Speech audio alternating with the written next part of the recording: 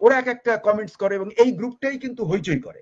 কিন্তু আসল ব্যাপারে আমার প্রশ্ন হলো যে কোথায় ইনভেস্টমেন্ট, হোয়ার ইজ ইট? আপনি কি এক পাইও ইনভেস্টমেন্ট পেয়েছেন? Where is that? একটা কানাকড়ি পেয়েছেন ইনভেস্টমেন্ট এত মাসে? পাননি। কারণ ইনভেস্টমেন্টে এত এত চারটিখানি ব্যাপার না যে ডক্টর মোহাম্মদ ইউনূস আপনি নেলসন ম্যান্ডেলা হয়ে চিরঞ্জীব হয়ে থাকুন বাংলাদেশে এবং পৃথিবীতে। হওয়ার চেষ্টা করলে তাহলে কিন্তু অবস্থা খুব খারাপ হয়ে যাবে, কারণ সৌদি আরবিও আপনাকে অ্যাসাইলাম দেবে না। ইদি আমিন তো অ্যাটলিস্ট একটা জায়গা পেয়েছে, তাও হবে না। ৩০ লক্ষ লোক ঘেরাও করে বসতে পারে, সামরিক বাহিনী ইউনূসের পক্ষে আসবে না, শাহাবুদ্দিন চুক্কু একটা বিরাট সুযোগ পেয়ে যাবে।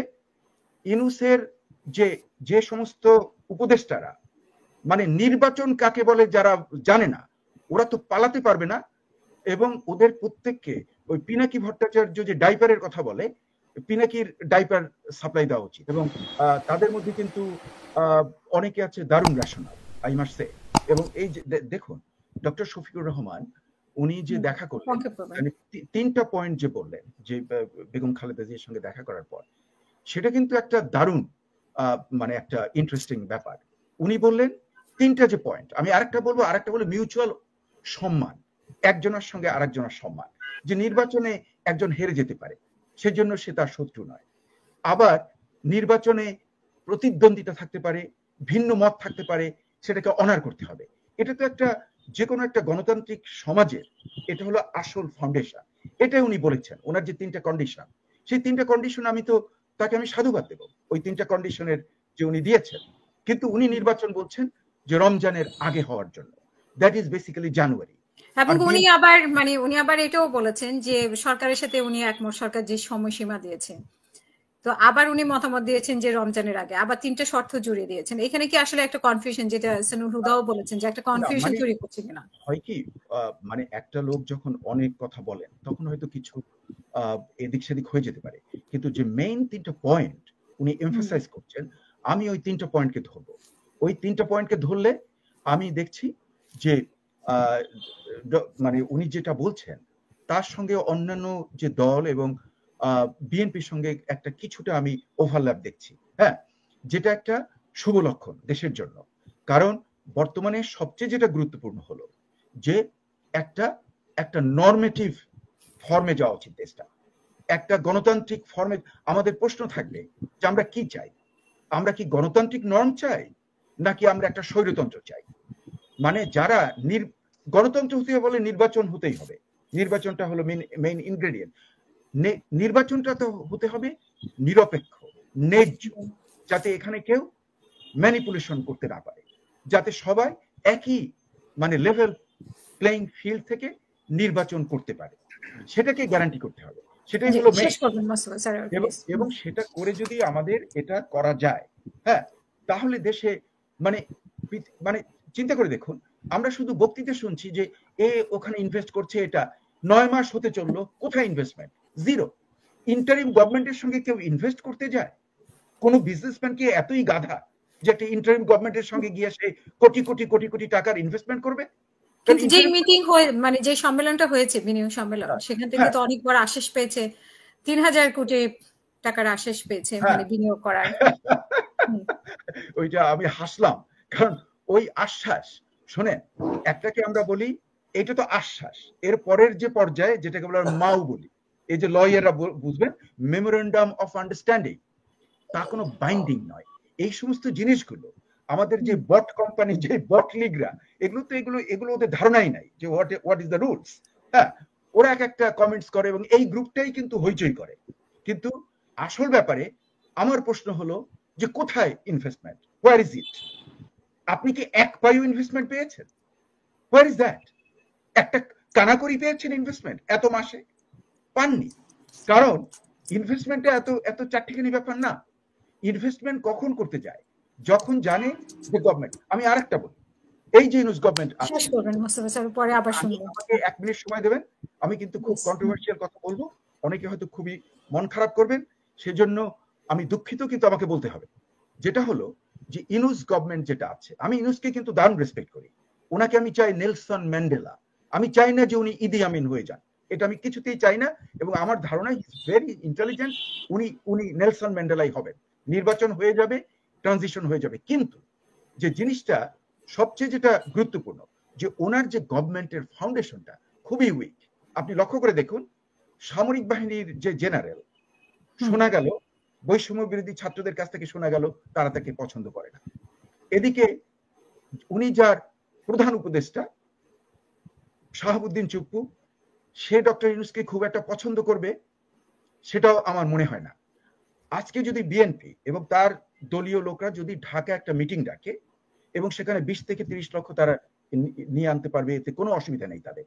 20 থেকে 30 লক্ষ লোক যদি রেস্ট করছে, তারা মিটিং করে, তারপরে যদি বলে যে আমরা একটা মেমোরেন্ডাম দেবো, ওই যমুনা না মেঘনা, হ্যাঁ, যমুনা থেকে আমরা একটা মেমোরেন্ডাম দেবো, যদি তারা ওই লোকদেরকে যমুনাতে মাত্র 1 মাইল দূরে, 1 মাইলেরও কম, ওখান থেকে ওই শর্টকাট মিন্টু রোডের ফাঁক দিয়ে যদি যায়, গিয়ে যদি মেমোরেন্ডাম নিয়ে যায়, আর তাহলে তো জানেন যে 30 লক্ষ লোক ঘেরাও করে বসতে পারে, সামরিক বাহিনী ইউনূসের পক্ষে আসবে না, শাহাবুদ্দিন চুপ্পু একটা বিরাট সুযোগ পেয়ে যাবে।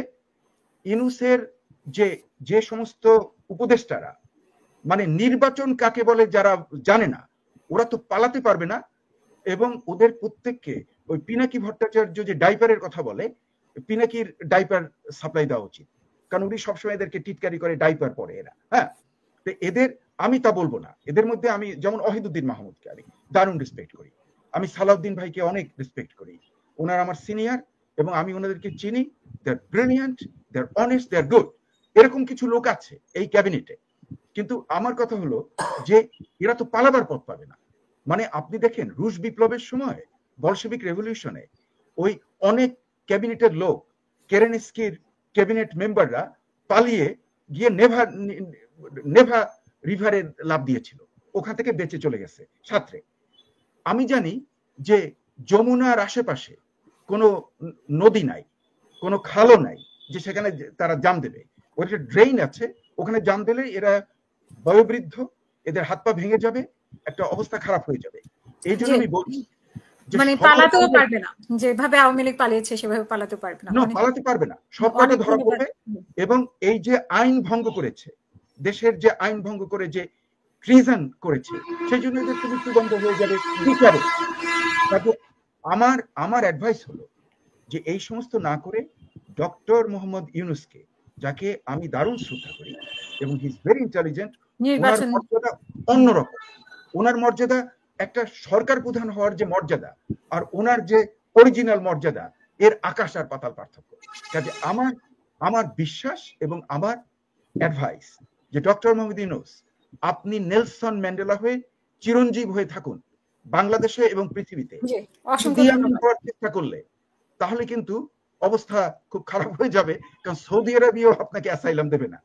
ইদি আমিন তো অ্যাটলিস্ট একটা জায়গা পেয়েছে, তাও হবে না।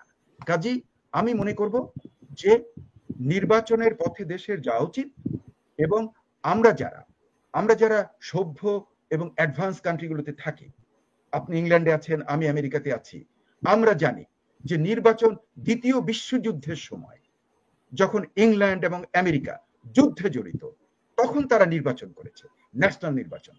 এটাই হলো একটা এস্টাবলিশড কান্ট্রি, যেগুলো উন্নত দেশ, তাদের ডেমোক্রেটিক নর্ম। এবং আমাদের যারা এই যে মানে আমাদের যারা সমালোচক আছেন, হ্যাঁ, তাদেরকে আমি অনেককে ভালো সমালোচনা করেন, তাদেরকে আমি শ্রদ্ধা করি, কিন্তু একটা গ্রুপ আছে যাদের জ্ঞান খুবই সীমিত। এই যে ইংল্যান্ডে যে নির্বাচন হয়েছে দ্বিতীয় বিশ্বযুদ্ধের সময় এবং আমেরিকাতে, এগুলো এরা জানে না। এরা হলো এই যে মানে কি বলবো আর কি, মানে আধা কিংবা অর্ধশিক্ষিত কিংবা অতি সব লেভেলের লোকজনই তো কমেন্ট করবে, তাদের একটা মতামত আছে।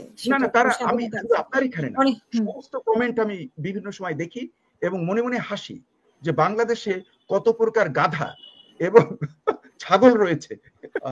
Zulkarnain sir is a very good journalist, very good investigative journalism করছে। কাজে আমি তার যে ইনভেস্টিগেটিভ জার্নালিজমকে আমি কিন্তু খুব মূল্য দেই, কারণ হি ওয়ার্কস হার্ড এবং he is very well trained by the Al Jazeera, তাকে খুব ভালো ট্রেনিং দিয়েছে এবং এর কারণে তার যে ইনভেস্টিগেটিভ জার্নালিজমটা বাংলাদেশের স্ট্যান্ডার্ডে one of the top most. আচ্ছা, কাজে আমি তার এটা কি করব। এখন আমরা যদি চলে যাই যে আলী রিয়াজ ইজ মানে আই নো হিম, মানে মানে বলতে পারেন আমিও অধ্যাপক, সেও যুক্তরাষ্ট্রে অধ্যাপক ছিলেন, এখনো আছেন, মাই কলিগ, এবং আমার একটু জুনিয়র, এবং একসময় আমাদের অনেক চিন্তাধারা একদিকেই ছিল অনেক আগে। আচ্ছা, যাই হোক, ওনাকে ওখানে যে দেওয়া হয়েছে, আমি ঠিক এই জিনিসটা মানে আমার কাছে ক্লিয়ার না, এটা হয়তো সাইদ এহসানুল হুদা এটাকে আরো ক্লিয়ার করতে পারবেন, যে উনি যে যদি ডুয়াল সিটিজেন হয়ে থাকেন, যুক্তরাষ্ট্রের সিটিজেন হয়ে থাকেন, তাতে কি বাংলাদেশের এ ধরনের কোনো ঊর্ধ্বতন পদে থেকে বাংলাদেশের যে কনস্টিটিউশনাল রিফর্ম হবে সেটা উনি করলে সেটা কতটা ন্যায্য হবে? হ্যাঁ, এটা আমার মনে একটা প্রশ্ন আছে। উনি হাসছেন, হুদা সাহেব হাসছেন, এটা আমার মনে একটা প্রশ্ন আছে। যদিও আমি কিন্তু একে আলী রিয়াজকে খুব পছন্দ করি, is a very my dear person, কিন্তু আমার জুনিয়র, আই লাইক হিম, আমার সঙ্গে কিছুটা যোগাযোগ ছিল যাওয়ার আগে। মানে ক্ষমতায় যদি কেউ যায় আমি তাদের সঙ্গে কোনো সম্পর্ক রাখি না, এটা হলো আমার একটা নেচার। কিন্তু তারাও অনেক সময় সম্পর্ক রাখতে চায় না, কারণ তারা আমি নিজেই রাখবো না, যে ক্ষমতায় যায় ওদের সঙ্গে আমি কোনো যোগাযোগ রাখি না। ক্ষমতা থেকে আসলে পরে আবার আগের সম্পর্ক আমি করি, কারণ ওই ধান্দাবাজিতে আমি বিশ্বাস করি না। আচ্ছা, যাই হোক, তো এখন সবাই ক্ষমতায় যে ধান্দাবাজি করে না স্যার। হ্যাঁ, সবাই ক্ষমতায় যে ধান্দাবাজি করবে না স্যার। হ্যাঁ, মানে আই বিলিভ দ্যাট। আমি জানি, যেমন ধরুন আমি এক্সাম্পল দেবো, যেমন আমি ডক্টর মঈন খানকে চিনি, মানে আমার খুব ঘনিষ্ঠ বন্ধু এবং colleague, my colleague one time. আমি তো ওনাকে দেখেছি খুব কাছ থেকে, honest to the core, honest to the core. আপনি তাকে কোনো ক্রমে কোনো ডিসঅনেস্টি করাতে পারবেন না, কোনো ধান্দাবাজি তাকে দিয়ে করাতে পারবেন না। আচ্ছা, তো এরকম আমি কিছু লোকদেরকে চিনি, বিভিন্ন দলে রয়েছেন। হ্যাঁ, আবার যেমন ধরেন মতিয়া চৌধুরী, যে আওয়ামী লীগের ছিল প্রথম ছাত্র ইউনিয়ন, মতিয়া চৌধুরীরও কিন্তু আমি যতটুকু জানি আমি তাকে কিন্তু শ্রদ্ধা করি। এই জন্য সব দলই কিছু কিছু ভালো। আবার যেমন ধরেন জামাতের একটা বিরাট গ্রুপ আছে, যদিও জামাতের অনেক জিনিস আমি সমর্থন করি না, হ্যাঁ, কিন্তু আপনি দেখবেন যে জামাতের নেতৃত্বে অনেক লোক আছে যারা হার্ডকোর অনেস্ট। হ্যাঁ, কাজে এই সব দলই এই ধরনের অনেস্ট লোকও আছে, আমি আপনার সঙ্গে একমত।